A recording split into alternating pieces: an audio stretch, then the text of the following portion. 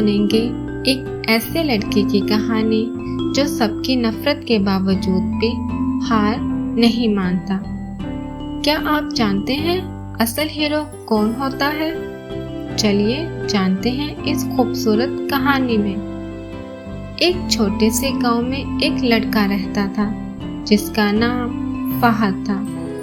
فہد کے پاس نہ نئے کپڑے تھے نہ اسکول کا بیگ، اور دوڑنے کے لیے تو پھٹے پرانے جوتے تھے۔ لیکن فہد کا خواب تھا کہ وہ ایک دن اسکول کی دوڑ ضرور جیتے گا۔ لوگ اس پر ہنستے تھے، کہتے یہ کیا دوڑ جیتے گا، اس کے تو جوتے بھی ٹھیک نہیں۔ مگر فہد نے دل ہی دل میں پکا ارادہ کر لیا تھا، میں ہار نہیں مانوں گا۔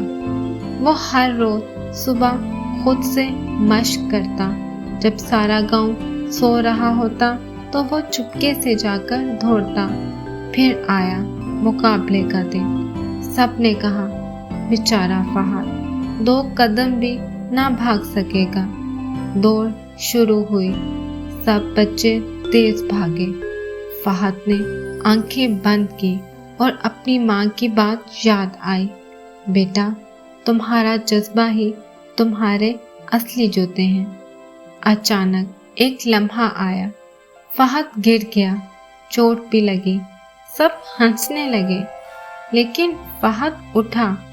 ماں کی دعا اس کے ساتھ تھی۔ وہ دوڑتا رہا اور آخرکار جیت گیا۔ سب حیران رہ گئے اور پہلی بار سب نے تالیاں بجائیں۔ فہد ایک اکیلا لڑکا سب کا ہیرو بن گیا۔ بچوں، اصل ہیرو وہ ہوتا ہے جو مشکل وقت میں بھی ہار نہیں مانتا۔ کبھی کسی کے مذاق یا باتوں سے ڈرنا نہیں چاہیے۔ آپ کا خواب، آپ کی محنت، یہی آپ کی اصل طاقت ہے۔